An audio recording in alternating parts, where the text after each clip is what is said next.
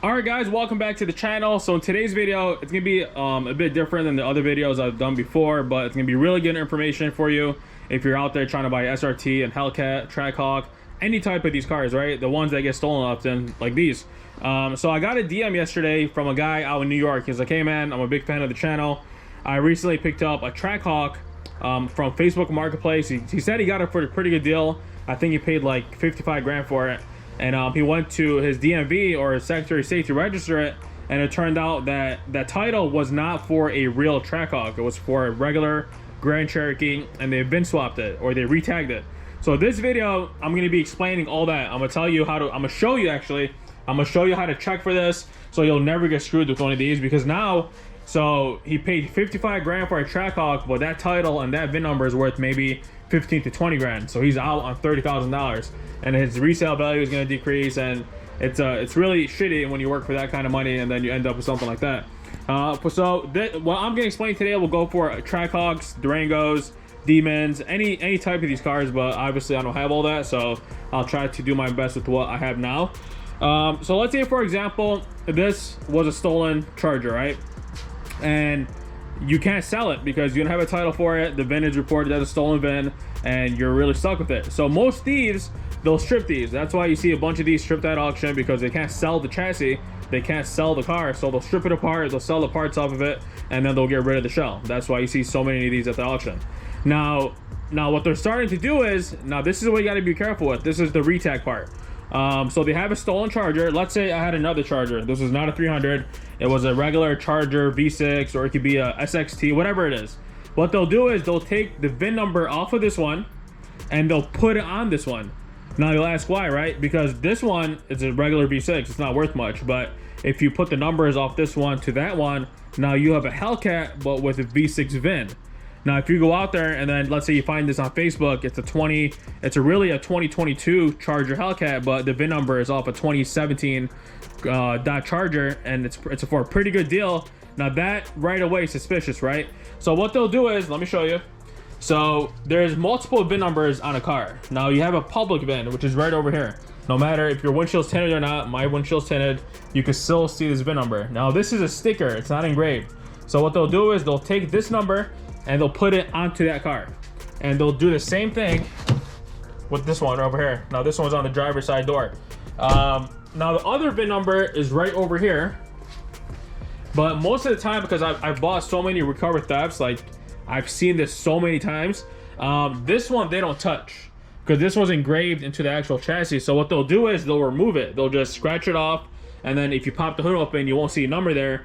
And that's another indication that the car that you're trying to buy is something's been played with it, and you should stay away. So that's what they'll do. They'll take the numbers off of there, they'll put on that one, and then you go to see the car. And they're so good at it because, like for example, the Trackhawk that I bought, you can never tell, because when they do this, they got to take off the windshield. So they got to take off the windshield.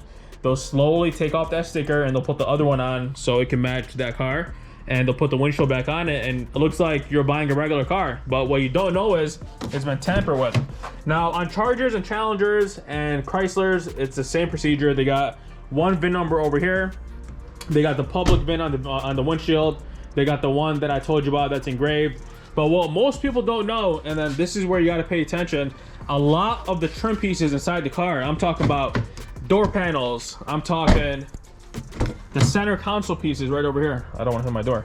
I'm talking these pieces over here. I'm talking the actual center console itself. Even behind the cluster, if you pop the cluster off, there's a VIN number on there. And I'll show you, because I had some of these pieces laying around. So this is a piece that goes right where the center console is. And look over here, VIN. And it has the last 8 of the VIN right on there. So if you really want to go in and check for that, you could just easily pop this piece off and look for that. Now, let's say you go to check out a car and this is peeled off like that. Now that right there is a red flag that somebody's been in there and they removed all the stickers off of it, so you won't see what VIN number matches. Another thing that you could do, let's say you have a scanner, to check for codes, like check engine lights or anything like that. When you plug in your scanner to the OBD, which is right over here, that's your OBD, so that's what scans the PCM.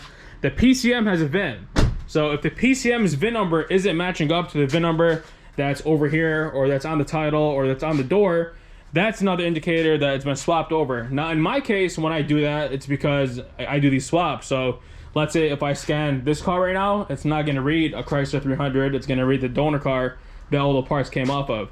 Now that, I mean, if they really have the proof for where the parts came off of and all that stuff, now you're fine. But if they say the car has never been tampered with, it's never been touched, but the numbers don't match, then that's another issue. So what I want to show you is, I mean, I don't have a Trackhawk here, obviously, but Trackhawks, Durangos, regular Jeeps, it don't matter. They have a VIN number over here. So what you'll do is, you'll move the passenger seat all the way forward. I wish I still had the Trackhawk here to show you. Okay, that's good enough. And then you'll open the rear door on the passenger side, and then if you lift, damn, I wish I had a flashlight with me, but if you lift this carpet in the rear, you'll see like a, how do I explain this? It's like a cover that covers a battery. That's exactly what it is. It's where the battery goes on the Jeeps and the Durangos. There's a cover there. Now, if you pop that cover off, there's a VIN number in big numbers and letters engraved into the frame that's right over here. So make sure you check for that, because on the last Trackhawk that I got, they got rid of that VIN. Now what happens is, I mean, I'm not sure about different states, but let me move the seat all the way back.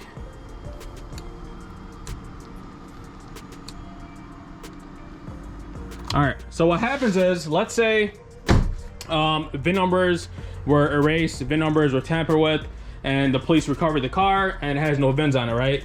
So they'll try to find another VIN to match the vehicle. So they'll probably go look for the engine VIN number on Hellcats, well, at least all of them, Hellcats, regular Redeyes, even the Trackhawks. The VIN number is on the left-hand side of the oil pan. So obviously I can't see it from here, but if you're looking at the oil pan, right above the oil pan on the block, there's a VIN number. And I can't remember if it was the whole thing or the last date. So if they find a VIN number off the block, what they'll do is they'll assign it a VIN. Now they can't get another one of these stickers because no one can. This is like a one-time thing from the manufacturer.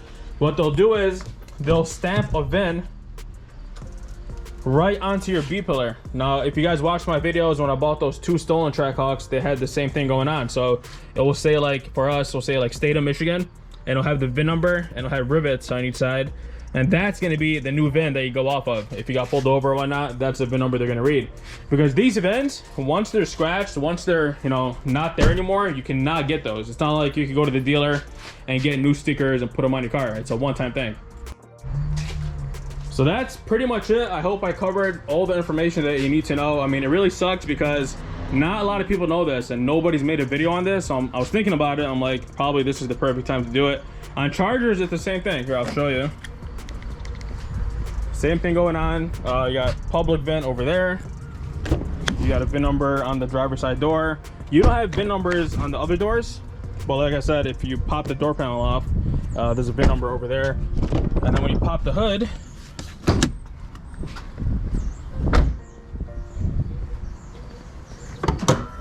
you got that VIN number engraved right on the strut tower. So you got to be real careful, man. I mean, these cars, they're stolen literally every single day. I mean, it sucks that you gotta babysit them. That's why I really didn't want to get this one when I seen it, but I like the color, I like the options on it, so I ended up getting it. But yeah, make sure you put a kill switch on these. I've done a video on how to do a kill switch, so you make sure you watch that if you want to do it on one of yours. It's a really cheap investment, maybe 20 bucks, and then if somebody breaks into it, the worst thing that you can have is probably a broken glass if they really got into it, but your car will still be there when you wake up. So hope I helped you guys with something today. Just make sure you guys check for all this when you go out to buy one of these.